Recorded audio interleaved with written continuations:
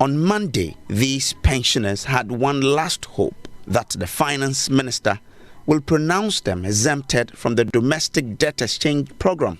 But government, in its latest statement Tuesday morning, rather reiterated its unflinching stance that participation in the domestic debt exchange program remains voluntary. Convener of the group, Dr. Edu Anani Entry, says they deserve a response from government. Why didn't the government tell the pension funds that just opt out, it is voluntary, just opt out and I'll pay you your bonds? Why didn't the government tell the medical people just opt out, become a self-exempt person and I'll pay you your. The government or the minister knows that there's a difference between the issuer exempting you and you exempting yourself. When the issuer exempts you, he has added responsibility because you were not part of the bonds that the issuer says he may not be able to service. So that is where we want to be, that we want the issuer to exempt us. Now the issuer has gotten the 80%, so he's going ahead with the program. Reacting to the statement, the former Chief Justice Sophia Ekufo registered her disappointment at why government is finding it difficult to respond to their request. A few days ago, similar letters that had been written to the minister have been responded to, whereby he has categorically exempted other groups. Why? And you know, when I cannot fathom the reason for something being done in a particular way, especially when it's been done for others, but it's not being done for others, I start getting suspicious. I've grown to be to the age where I've seen it all, and therefore I easily become suspicious.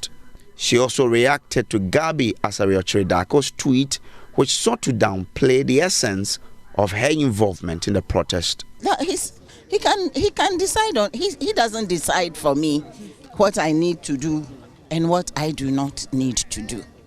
It's as simple as that. I don't have time for things like that. People like that are not important to me or to my life. It's a disturbance. That's all I've got to say about it. Listen, sticks and stones may break my bones, but blah blah will not hurt me. No, and insult is the weapon of the pin-brained. That's all I've got to say. I'm not going to trade words with pin brains. I'm sorry. She says government's continuous resistance to make the call is an affront to the image of the country. The word bond is not used as a casual term. Bond means tied to. My word is my bond. Yes. And when a government's bond can be tossed up and down, the tides like that, flip-flop, that's a serious thing. For me, my problem with this whole thing is the destruction of the image of this nation, and something that is being done which will last for generations. It took a long time before normal Ghanaians would even buy anything that is government, because there was always the suspicion, tomorrow you don't know what will happen. The group continues to appeal to government to exempt them from the program. You know, GMA has received such a letter. TUC Pensioner Funds, UTAC has received such a letter. So we are waiting to receive that letter saying that we have been exempted from this DDEP. We have already written seeking the exemption. So if he comes to make the press conference, I believe he will first have to talk to us before he talks to them, before he goes to the world. If I write to you and you decide to respond, you respond to me before you respond to the world. So it will mean he will write to us and then make a press conference and say, I have even written. And I believe that's why, if he decides to have a press conference, I believe he will do that. He will write. The pensioner bondholders resume tomorrow to continue their protest. James Kwesi Aveji's report read to you.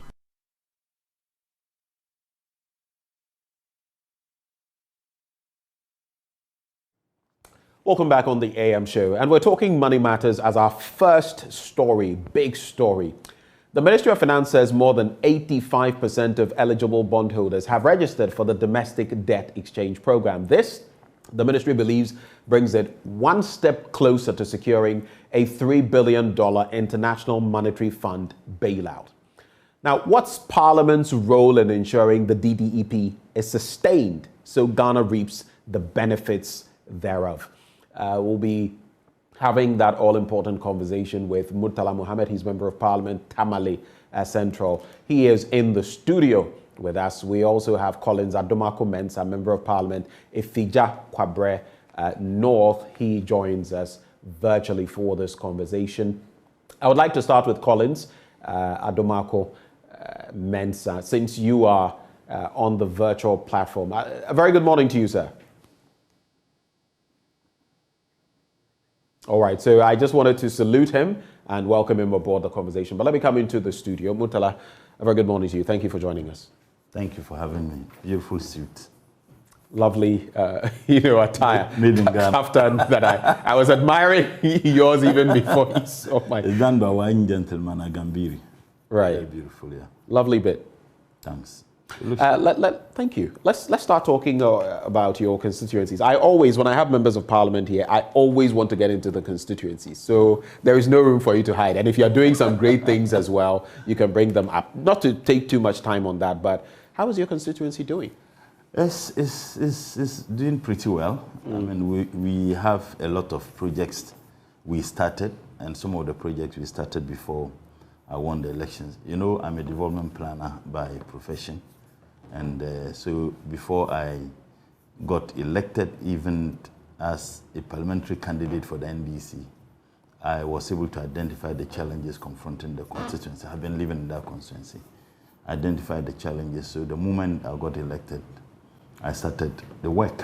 You know, I had interactions with the Metro Education Director, who told me that the average pass mark within the Tamale Metro was 32.3%.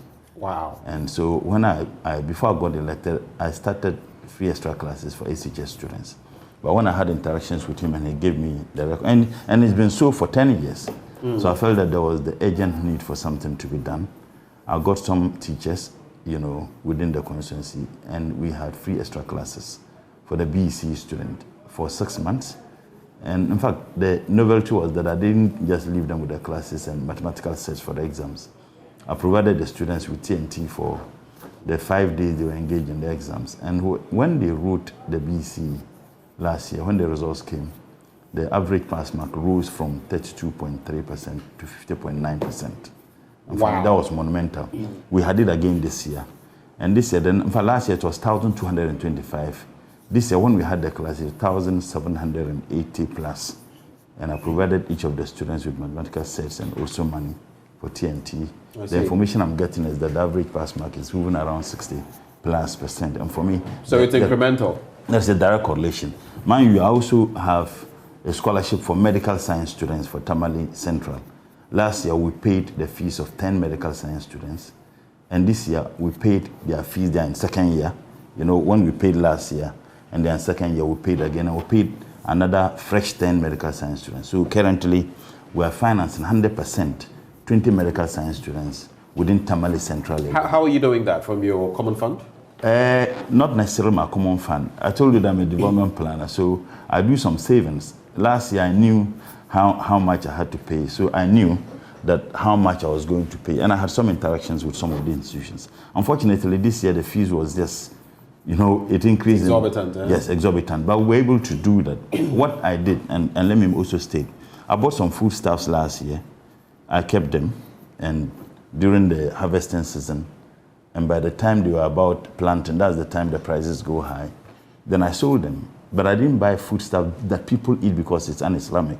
To buy things that I bought soybeans last year. Okay. So the soybeans is not a staple food. Islam says that you can't buy a staple food. So you shouldn't hoard, basically. You shouldn't hoard, yes. So what I did was soybeans. Then when we sold them, actually we had to add some money to be able to pay the second year fees and the fresh students.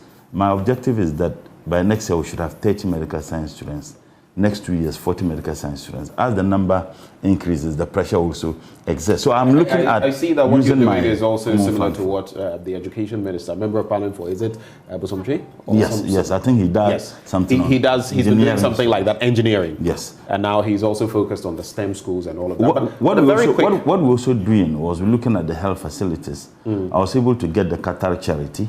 They provided a clinic. Qatar charity. Right. They provided a clinic, and I finished the clinic. I'm having another project at Sakasaka, another clinic that I'm building from my MP's Common Fund.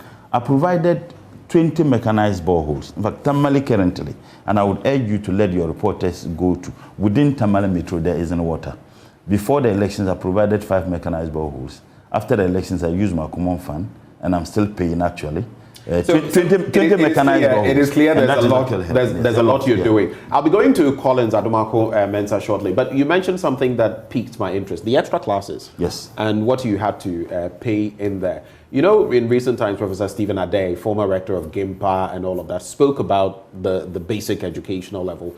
And he said that, sack all of them.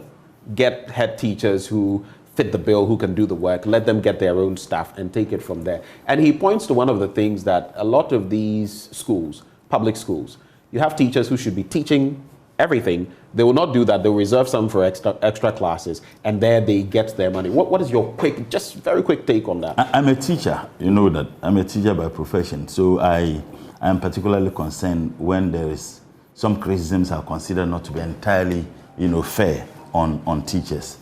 If you look at the extra classes some of these teachers organize, they organize them during breaks when students are on vacation, and some of them after classes. I will not subscribe to any attempt by any teacher to, avoid teaching students in normal classes hours, and then instead teaching them on with extra classes. Some of the schools, because they are unable to finish the syllabuses, particularly the in-out, program that they have organized classes, and students would have to pay. In my case, I pay the teachers. I do it free. As a matter of fact, I provide the facilities, I pay the teachers, and at the end of the classes, I provide the students with not just mathematical set, but TNT for the 5 days they engage in the exams. But where teachers would have to substitute the normal extra classes with the normal classes, which is what they do for the purposes of money, I think is just unacceptable. All right, thank you for making that point. Collins Adomako-Mensah, Member of Parliament for Efija Kwabre North, also joins the conversation.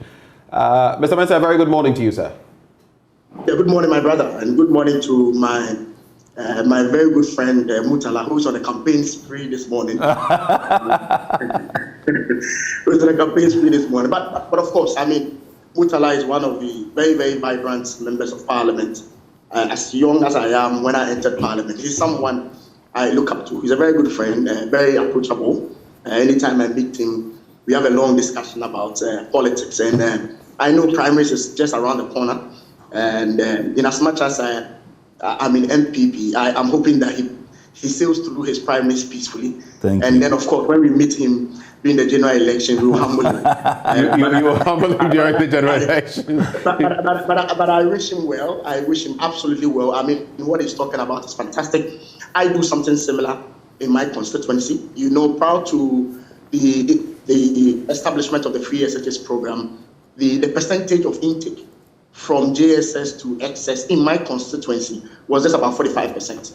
What it means that if about 100 people go to write the BC exam, only about 45 students out of the 100 proceed to the secondary level, and that was a problem. Immediately after the free SHS was implemented, that figure increased. The latest figure I have just yesterday, I spoke to the Director of Education, is 95%, which is very, very significant. I have 4 secondary schools in my constituency. The latest one was just absorbed by the government just the last quarter of last year. So I have 4 secondary schools in my constituency. And the problem I had, similar to what my brother is talking about, was about the quality of the results. And so immediately I came in, I had a discussion with the Director of Education, and he told me that one of the major problems that they have is that the students very good in class, but they don't even know how to answer the questions. How to even answer questions in the examination was a problem. So what I did was to engage some external examiners. And every year, I've been doing this for the past 2 years, I bring external examiners from Accra, Kumasi, just to take them through how to answer questions. And it will amaze you that the pass rate has increased for the past 2-3 years from about 60%, and the latest one we just got, we now have about 86% pass rate, which is very, very significant for me. And as part of the motivation, what we did was to pick up, the first thing I did was to pick the top 10 best students. And if you know where my constituency is, this is a Fida Kwabre North. I mean, I have some of the students who have not even visited Kumasi before. So the first thing I did was to bring the top 10 students to Kumasi to have lunch and just to motivate them.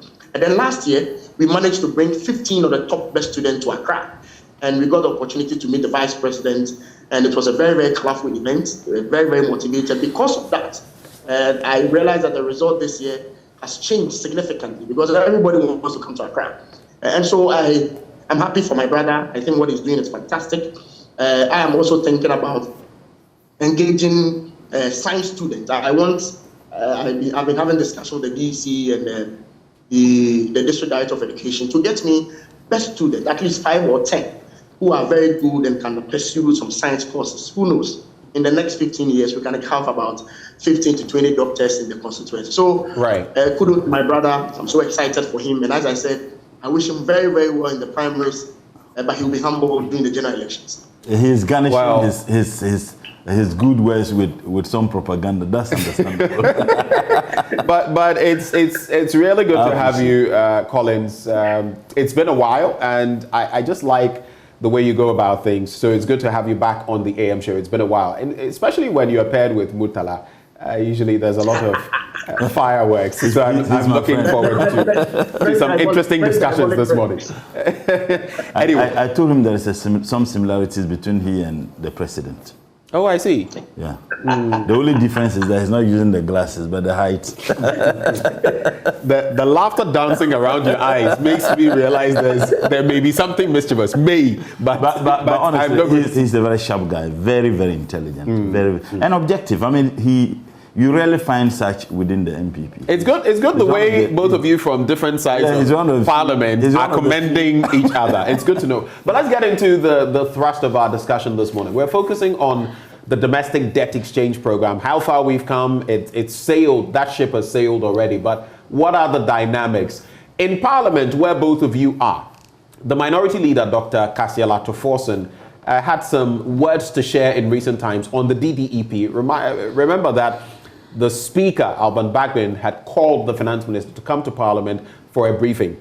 We've heard from Dr. Ato Forson saying that this process can be halted from Parliament. What exactly did he mean? Let's get into the details. Let's watch that clip, and after that, we'll continue the debate in the studio.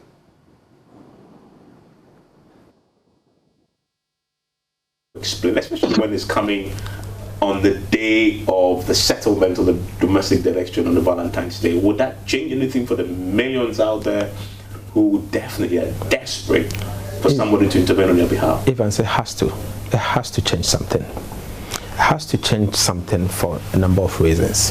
One, the budget as approved, we appropriated for the minister responsible for finance an amount for the minister to use to service our domestic debt. The minister cannot unilaterally, after Parliament have proven that kind of money, decide not to pay those debts as and when they fall due. So, for example, on the 6th, we have appropriated for you. So the Appropriations Act gives you a backing for you to pay, and you have still defaulted in the payment of 4.2 billion Ghana cedis. But that point you make is it's a great one. Yes, in what sense? I mean, Parliament has already... Yes. The money is there. It's there. We have appropriated for him. And yet he has failed to pay. Has happened.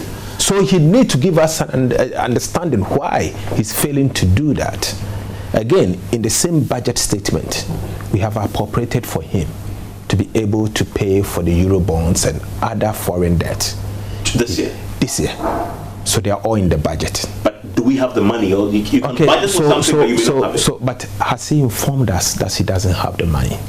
The minister cannot unilaterally, vary those terms and conditions without coming to Parliament and seeking permission from us. He has done all of this without us. Is it expecting for me to come and seek permission? Because no, that's not what it is. Okay, so as to he can brief. Come, not only brief, but to seek permission.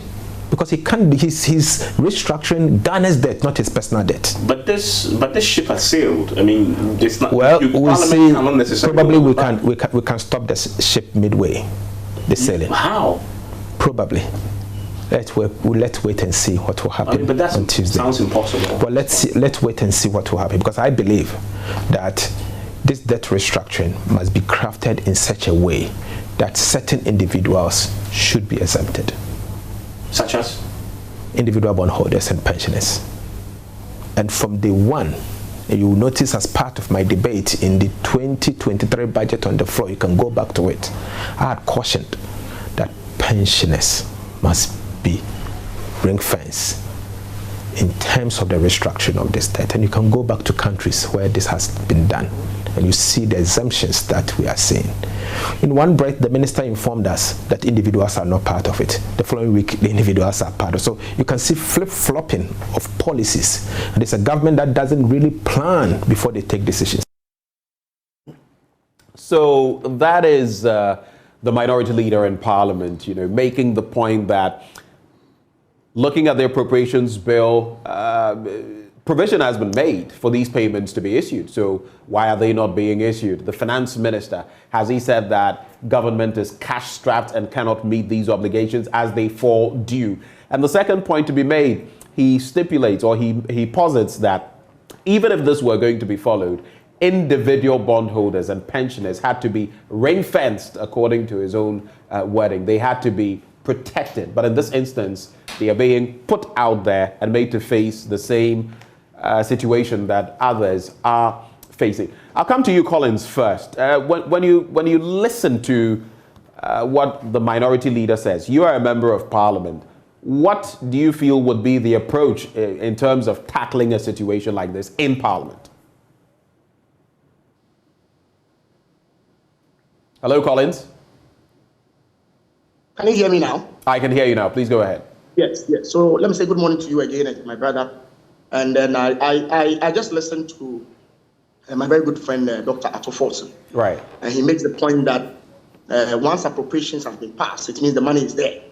No. And that is where I beg to differ a little bit. Because I think he makes the point that the appropriations have been made and the finance ministry has not stated that it does not have the funds to meet these obligations. Well, my understanding of the budgets are all projections, as you know. We project to get certain amount of money, and based on that, we project how we are going to use the money. That is basically what the budget means. And so if we appropriate that we intend to use 20 billion, let's say 20 billion for debt payment, it does not mean that the money is there. It's just that we anticipate to get a certain amount of money, out of which we're going to use about 20 billion for the debt restructure. So it does not necessarily mean that once that's been appropriated, the money is there. I mean, appropriation debt gives you a legal backing to spend to a certain limit. That is my understanding of what appropriation is. So it doesn't mean that the money is there.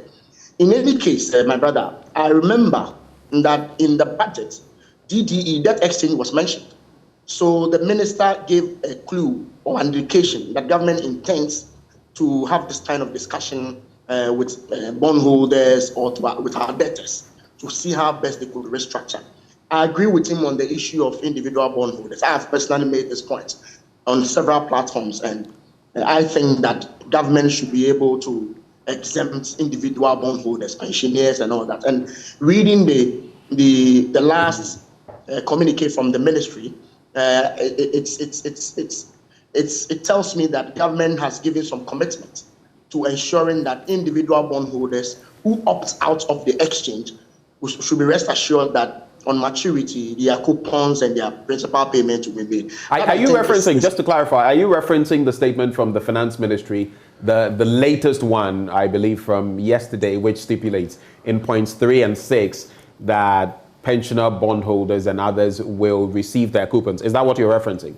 Absolutely. Right. I mean, that should bring some kind of comfort to individual bondholders. And so if you decide to opt out of the exchange, you should be rest assured that when your coupons mature or when your principal is due, government is promising that the payment will be made. That for me is quite refreshing. But I do not agree entirely with my very good brother Ato Forson that once appropriation has been passed, it means necessarily that the money is there. And therefore, government should find a way of getting the money to pay them. You made a very interesting point. I think the interviewer made a very interesting point. What if government does not have the money? We all know that currently, government is having some challenges with its fiscals. And I mean, everybody is aware of this. The president himself has said that, yes, we are in a little bit of crisis or we are in crisis. The minister in his numerous interactions has indicated that, yes, we are facing some crisis situation. And so that we should have this discussion in the context of that particular situation that we find ourselves in. But yes, I believe very strongly that individual bondholders should be exempted, and I'm excited about the communication from the ministry that reassures individual bondholders and pensioners that when the coupons are due, they will be paid. Those are your initial reactions, but speaking to Dr. Enum, I think, who speaks for the individual bondholders, the pensioners, he has made this point that there are different dynamics to this entire ball game. If you self-exempt, it is very different from being exempted by the issuer. Yesterday we had quite a conversation on that, but the very basics of that are that if you self-exempt, there could be consequences and you could be treated in some unfavorable ways compared to when the issuer itself exempts you. So he makes the point, for example, that if at some point government says we're strapped, cash strapped basically, but we've got the sum of money and we're going to make some disbursements per the different categories and timelines we've given to those who have subscribed to the new bonds, so to speak, those people would be paid first, could be paid first, even before they are attended to. So yesterday when we went through the Ministry of Finance's statement, their response was that we have no guarantees. In the financial sector, there are certain considerations if you self-exempt, which is why we want the issuer to exempt us because the dynamics are different. What do you make of that? Well, I'm not too sure. I didn't follow the discussion you're talking about yesterday, but I understand if anybody is skeptical about the promise from government that when your coupons are due, we are going to make payments, especially in these challenging times. But this is where we find ourselves. And listening to you, the point you keep making is that government may, based on the financial constraint that we have, government may. But you do recall, Collins, that the point has been made that if you don't subscribe, the picture has been painted, if you don't subscribe, there could be unforeseeable consequences in future. Even in the finance minister's rhetoric, encouraging people, there has been that lilt in there that, look, there could be consequences if you don't subscribe to this. You cannot run away from that. But I believe that we've moved away from that particular stage when the fear was anticipated. I think we've moved away. Now the minister, on several occasions in the past 2 weeks, I've listened to him on Joy. He has been interviewed on Joy by one of your colleagues. I've also read from the communique that has come out an emphatic statement from the ministry that they intend to make due their obligations when they fall due, based on the agreement as in terms of coupon payments and principal payments. I think for now, let's give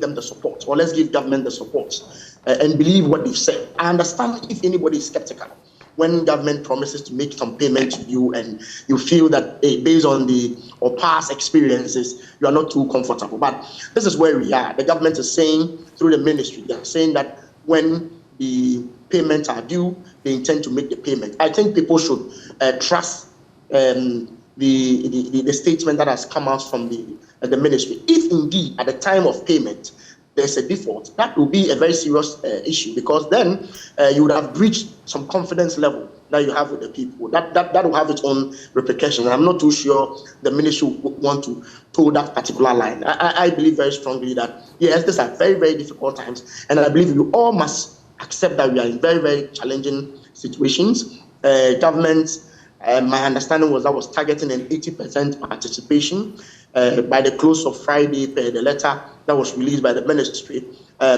We've reached about 85% participation. I don't know whether to call it good news because, of course, if I am a bondholder and I have to sign up to different terms, I'm not too sure that could be good news to me. But, of course, in terms of our fiscal space, that could be some good news to the government. So it gives government some fiscal space to do other things. So, yes, I understand the frustration. I mean, I wouldn't wish to see my grandmother or my mother seated at the finance ministry picketing over an investment that he or she has made for the past 20 or 30 years. I wouldn't want to see that. So I sympathize with all the people who are frustrated about this whole process. But unfortunately, this is where we are, and I believe that for now we all have to rally together to come to the end of this turbulent situation. Very quickly on this, in some maybe just about a minute before I come to Murtala in the studio, I'd like to find out from you. So, when the minority leader says that they can halt the process in Parliament, what do you make of it? And secondly, looking at hauling the finance minister before Parliament to answer certain questions on the DDEP, what are your expectations there? Those two quick points, very quickly. Yes, the minister was supposed to be in Parliament yesterday. When we got to Parliament yesterday, I got information that he had requested to come to Parliament on Thursday. Thursday is just tomorrow. I'm sure his presentation will throw more light on the whole processes of the DDE or EP, and I'm sure after his presentation, it's an opportunity for the House to debate it. And I believe very strongly that the Speaker may direct the Finance Committee to have a second look at the statement and come back to the plenary for other discussion. So yes, I'm all for the Minister to come to Parliament in the interest or under the principle of transparency. He should come to Parliament, brief Parliament on all that has gone on throughout this whole process, and then it gives everybody an opportunity to have an informed discussion when time is due. I'm not too sure when my very good brother Ato Forson, the minority leader, talks about the processes to halt the DDE. We've been told that the DDE has expired, has ended. It ended last Friday. I'm not too sure what processes he wants to initiate to halt the whole process. If I listen to my very good friend Ato Forson, the basis for his calling of the halting is that Parliament has already approved the Appropriations Act, and therefore, once we appropriated a certain amount of money to take care of debt repayment, if government, for one reason or the other, does not want to make that payment at this particular point in time, they should come back to Parliament for another discussion. Right. I'm sure when we get to that bridge, we are going to cross it. But as I said, I disagree with him on that particular aspect when he says that appropriations necessarily mean the money is there. We all know that. Right. I think that point you've made already. So let's not keep flogging that horse. But thank you for making that point. Let me come into the studio, Murtala. So we know as of now, some interesting dynamics are coming to play. We were looking at 137 billion cedis in terms of the entirety of the bonds and all of that. All of a sudden, we're looking at 80+%, and we're looking at only 83 billion. That is already something that some of us are looking into. Have some people been exempted somehow that we do not know of? What has happened? Because the initial exemptions brought us down to about 130 billion. What has happened from there? But when you look at this entire development, now it has concluded. Pensioners are still picketing, at the Ministry of Finance. And we've had the Chief Justice, former Chief Justice, Sophia Akuffo, there having some choice words for the Finance Minister and lately for Gabi Ochre Darko. She has threatened that if they are included by force, she would sue, or they would sue. What's your reflection on all of this? Good morning, and good morning to my brother and friend. And permit me to thank him for those kind words. And it's humbling, And permit me also to say good morning to the good people of Tamale Central. I thought he was going to tread on the path of speaking from his heart and sincerely. Unfortunately, he engaged in the politicking and then the propaganda. Even when he made the point that Honorable Ato Forson says that the approval of appropriation or the passing of appropriation means there is money. You corrected him, yet he still goes on that tangent. And you observe how he concluded, that he disagreed with Dr. Atuforsen when he said that appropriation means there is money. He never said appropriation means there is money. He never said that. As a matter of fact, he never said anything that looks like even, hinting, or that even hinted that he meant that appropriation means there is money. What he said is that running a government is not like running a private property. And therefore, the Minister for Finance cannot just go and expend money without being asked to do so by Parliament. Parliament approves the budget. And after a budget is approved, for the minister to be able to expend what is captured in the budget, the appropriation bill must be passed. So even if you approve the budget without appropriation, the minister or the government cannot expend any money. That is one. And the reason why there are such laws is for the purposes of checks and balances, separation of powers. For accountability Parliament, as well. Accountability and transparency. Parliament is the house of representative or representation of the people. You cannot have the over 32 million Ghanaians taking a decision. And that is why the 275 members represents them. And therefore, if a minister wants to expend money which is not his, it is not the Furiates money. The monies the minister is expending is the monies of all of us collectively. So whatever he wants to do, he comes to Parliament with a budget. Now, once he comes with the budget, these are the things I want to do. And I agree with him when he said that budgets are projections. But the projections would have to be agreed upon and approved. And then appropriation is therefore approved. So if you go ahead and you are doing something outside what was appropriated for you to do, it is illegal. You remember when you were playing the tip of Honorable Atu, I said someone can even sue you. Right. Not necessarily even Parliament. So that is the first point. A very important point I also want to. Parliament requested the presence of the Minister for Finance. And the reason why Parliament requested his presence in the House was because of concerns raised by our constituents. And I believe that my good friend would have people in his constituency who are also affected. Now, if our constituents raise concerns about the way things are done, Parliament invited you. He once again disregarded Parliament by giving excuses. He's the only minister who gives excuses anytime he's invited to appear before Parliament. He's not the only one who... I'm saying that he's the only minister who gives excuses anytime. Show me one single time Parliament invited him without him giving excuses. As I talked to you today, and we discussed this on your program, that I wrote to the ministry requesting to find out how much the minister has actually collected in the name of COVID levy and how much was spent for the purposes of free water and free electricity. Before Parliament rose, this minister refused to honor that invitation. And in fact, I have been insisting. Parliament requested the minister to appear to answer questions that are germane to the people of this country, that are of tremendous concern to the people who represents, and he gave excuses. Only for him to come and announce that they've gotten over 85%, subscription to whatever decision they are taking with regards to the debt exchange. Now, he said that the minister hinted the DDEP, in the budget. Hinting that doesn't mean it's an approval. Right. If I hint that I want to do this, it's different from Parliament approving details of how you want to do it.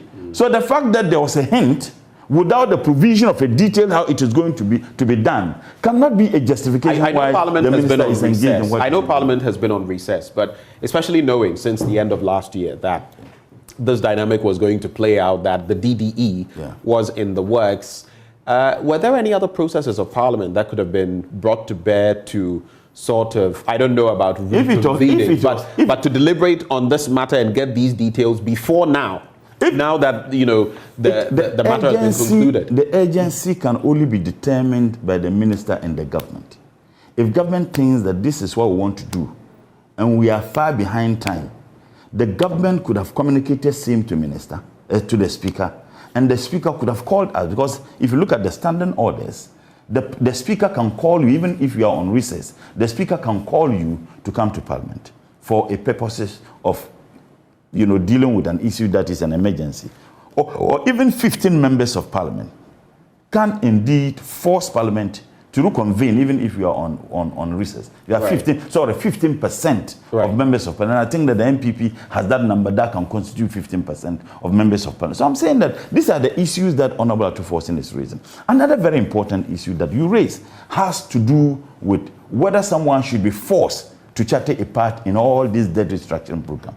Because that is what they seem to be forcing the individual and pensioners to do. Especially when we're looking at 80% participation and now we've crossed 80%. And I'm not even too sure whether those figures are right.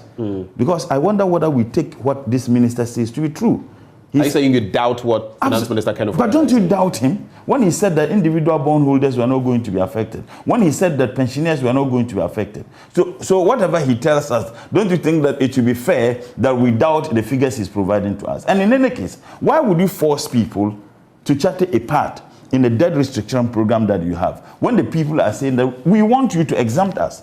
And the reason why the people are asking that the minister or government should exempt them rather than they exempting themselves, that if there are some consequences as a result of this program or some benefits, so to speak, those who exempt themselves may not benefit from that. And if there are some moves that government will take, either to compensate those who have been exempted by government, they will not be affected. And I think that there is a legitimate reason why the people are demanding that exempt us rather than asking us to do what? To exempt ourselves. The list said about the arrogance of Gabi Ochildaku, the better. Before you get to Gabi, so just stay with me in Parliament a bit. We're going to hear from the Finance Minister come tomorrow, hopefully, if he shows up in Parliament.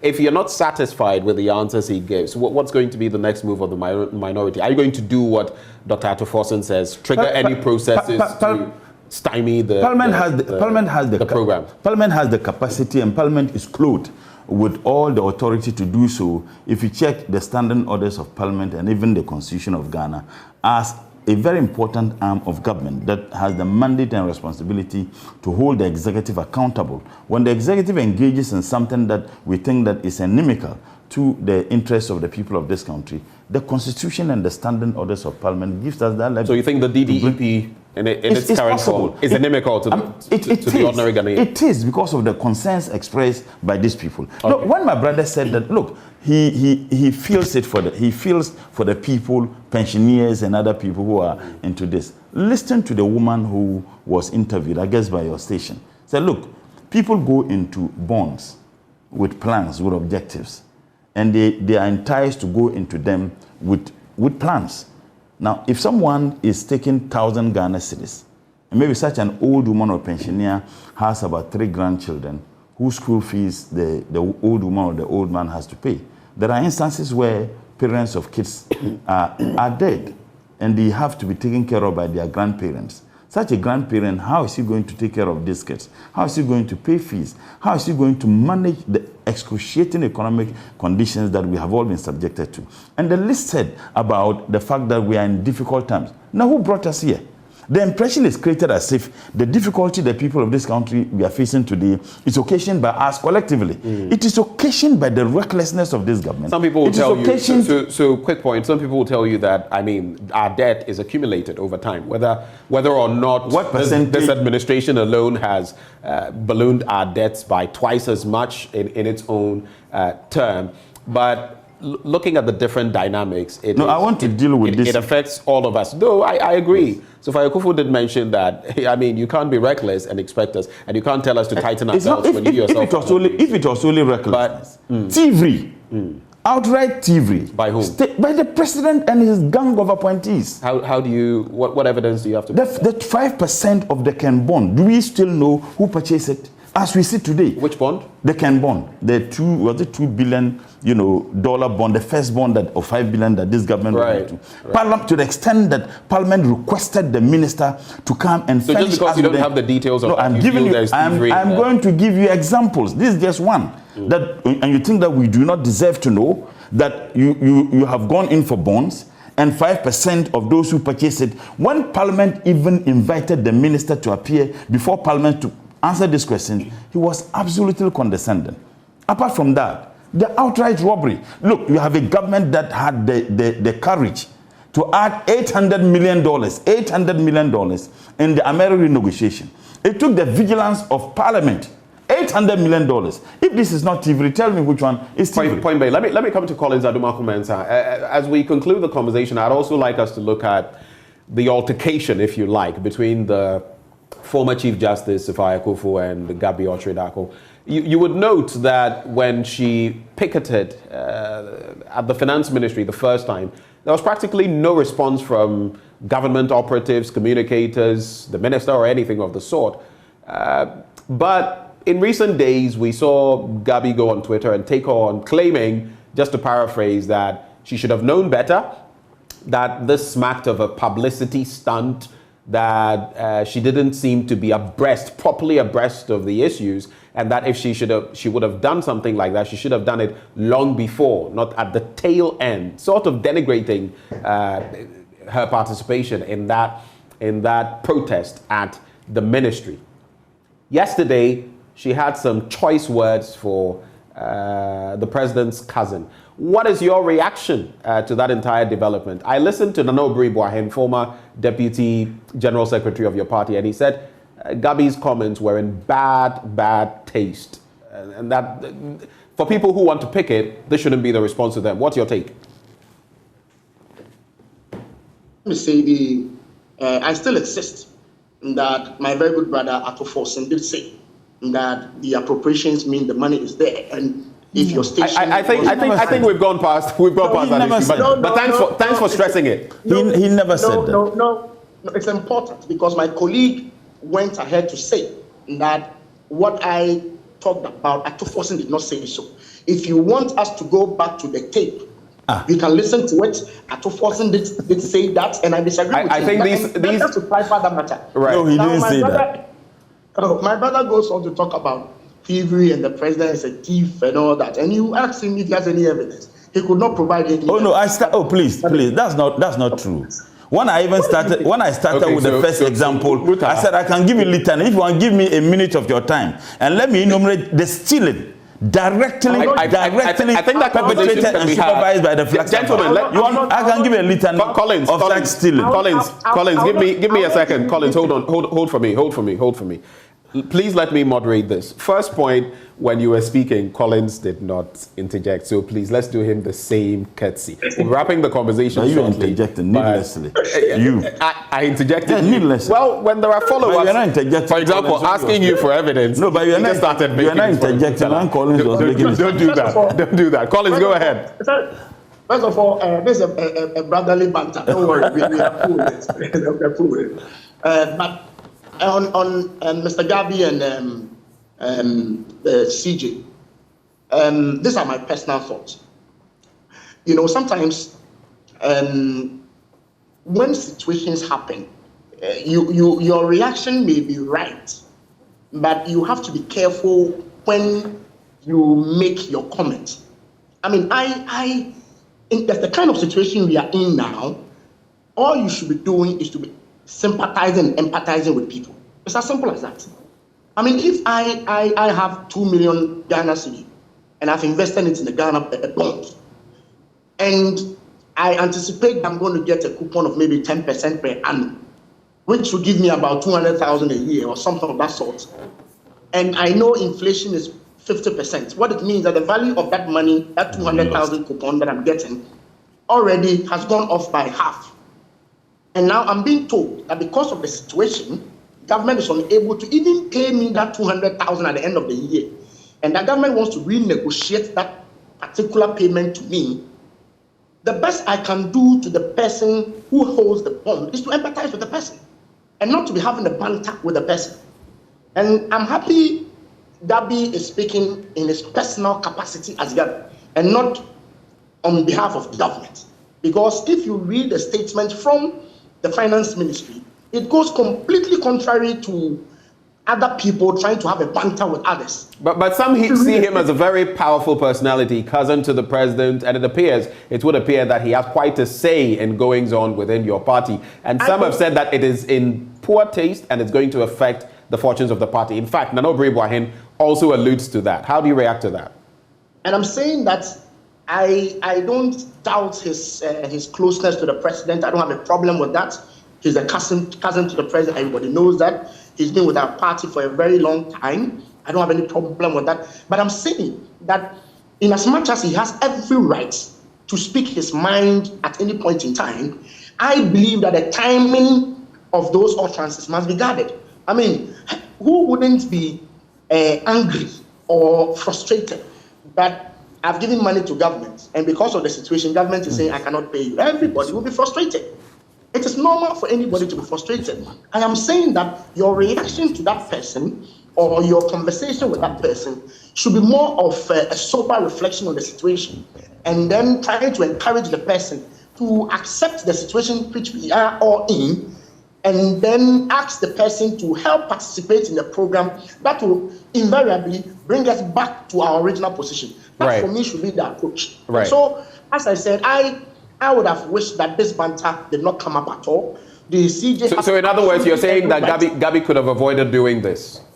Absolutely. And I'm saying that the CJ has every right to picket. She's a citizen of Ghana. She holds bonds that government intends to restructure. She's not happy about it. Let her rant. Your duty is to engage her and explain matters to her, and not to be having a banter with her. That is my position on this matter. All right. If it was Honorable Maria Brute or any NDC former minister who had picketed, I'm telling you, he wouldn't be making the statements he's making. He wouldn't be making the statements. But why do we have to? Because in this country, politics wash this. Because anything any member of NDC does, or any issue any member of NDC does, or anybody who has links with NDC, they quickly run to the football field of NDC MPP politics. And the reason why they do not have the courage to condemn Gabi is because it is Gabi. He is the unofficial prime minister of this country. He's been tweeting. There is no such position. There is no such position. That is why I said unofficial. That is why I said unofficial. He's been tweeting on every single issue. Now, hold on. Can I finish? What did they just do? Can I finish? He's been tweeting on every single issue. When President Mahama raised concerns about how reckless the finances of this country is managed by Ken Ofori-Atta and this government, Gabi went on attack. You people hailed Gabi for doing that. You see, when you turn your child to a lion, you'll be the first person he will devour when he grows very strong. But all these attempts to say that we are having these challenges, people should sympathize with government and understand. It's just like you left the doors of your room ajar when it was heavily raining. And after the rain finishes, your room is flooded with water, then it then dawns on you to go close the door. That is what this government is doing. When your debt to GDP is over 90%, there is no any way out. The only way out is to get these people out of government. And if you ask my brother sincerely to look into the cameras and tell you that in the heart of his heart, whether he thinks that there is a way out, no, because the Minister for Finance has no sympathy, no empathy for the people of this country. To the extent but that's contrary to what he has said. He says, in fact, the picketers at the finance ministry, he actually said, look, you know, he sympathizes with them, he empathizes with them. That is cartoon scenario reality. What? Cartoon scenario reality. You know, in the cartoon world, everything is possible. So he creates the impression as if he sympathizes with them, when in actual fact he doesn't. To the extent that people came before him, shedding tears, he didn't give a jot. Why are we where we are? Okay. We are where we are because of the recklessness. Yet when you have a former Chief Justice who is affected by the action of government and exercising her democratic rights as enshrined in Article 21, Clause 1D, her democratic right, you have Gabi who thinks that that woman doesn't deserve the right to do what she is doing. What for? Point made. When people went to the Flagstaff House, including the current Minister for Finance, when President Mahama was there, they virtually attacked the Flagstaff House. All manner of names. The economy was 1,000,000 times better than it is today. Show me one single story that this minister can say that this is my achievement. This minister and this government is a disaster. And the only way, I mean, let's put aside this politics. The only way we can solve this problem is to put them out there. Sadly, this constitution and our democracy says that we can only do that in about 2 years' time.